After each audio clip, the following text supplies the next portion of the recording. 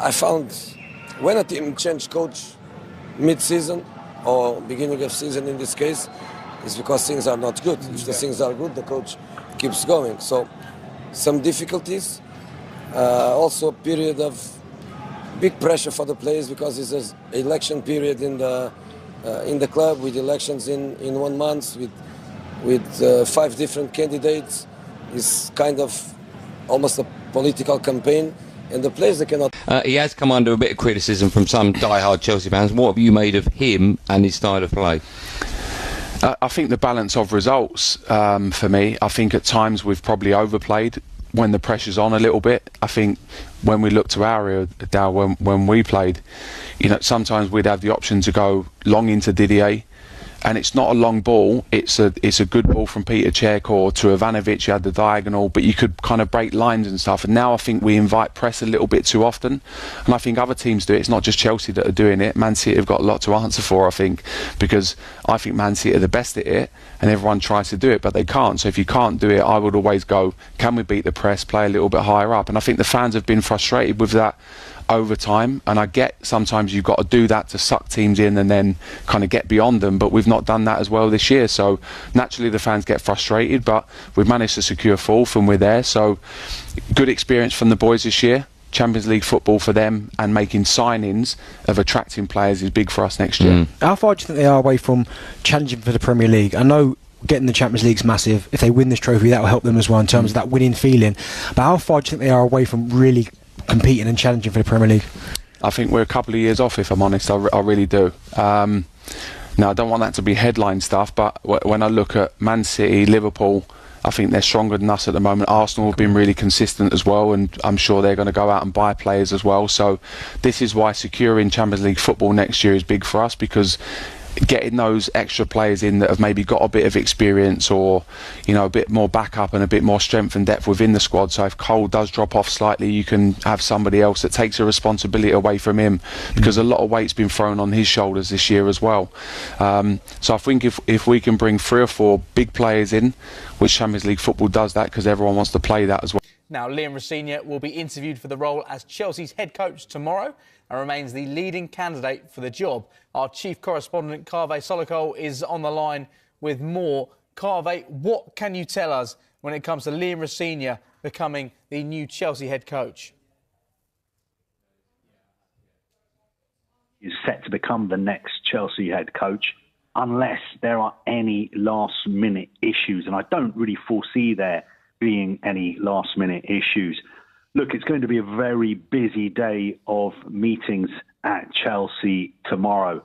What's happened today is that Liam Rosenior, who currently is, of course, the head coach of Strasbourg, has flown into London to have these meetings with the Chelsea sporting leadership team tomorrow.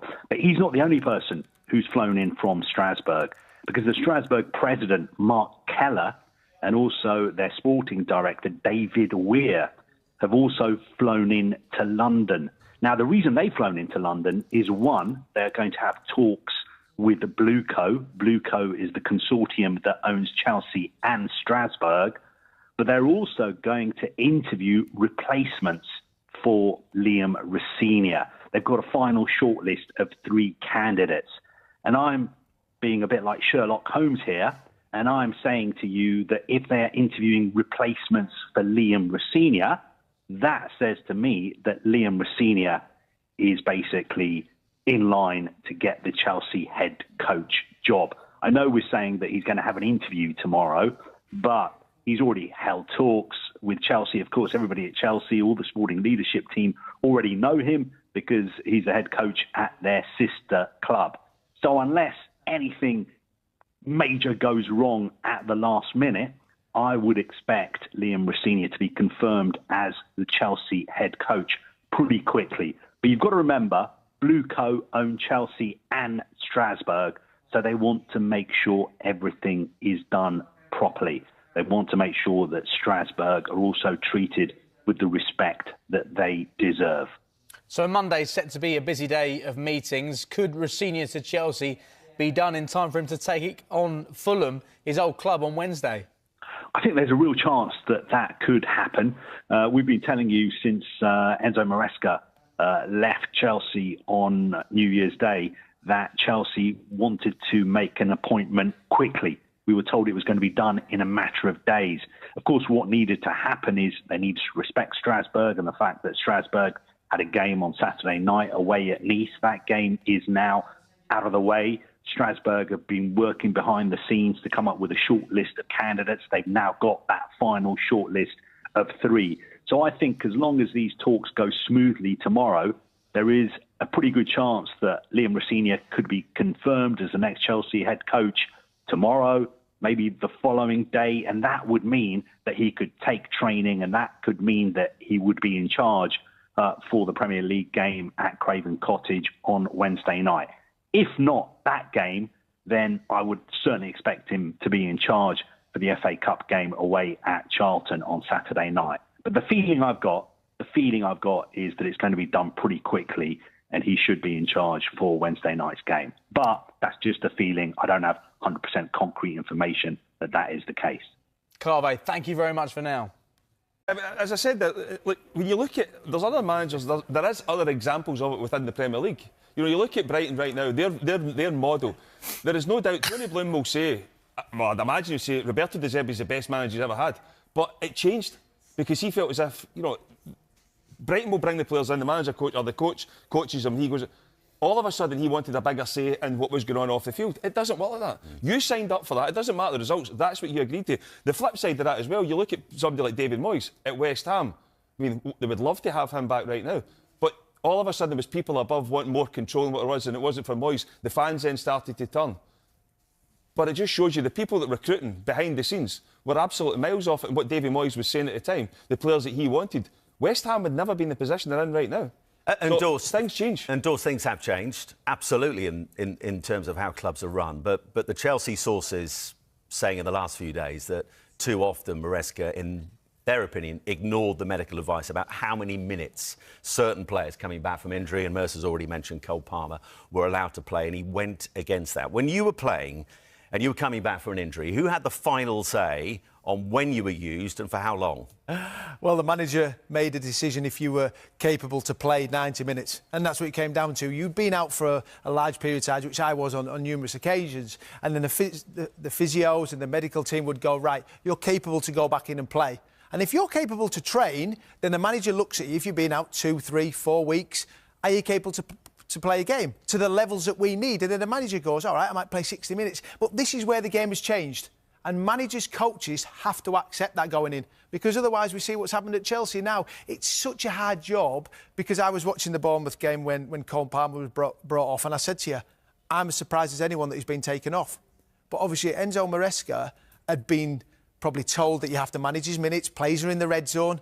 I mean, look, this is where the industry we're in at this moment in time, because you have to look. It's not just Chelsea. There's numerous clubs in the Premier League and these head coaches that are under pressure to keep players out there, keep them fit, manage game time for players. And it's a challenge because, Boydie, I agree with what you say there. Managers go in, they'll accept what the owners and the leadership group say, and then the goalposts change, because now as a manager, I've done well.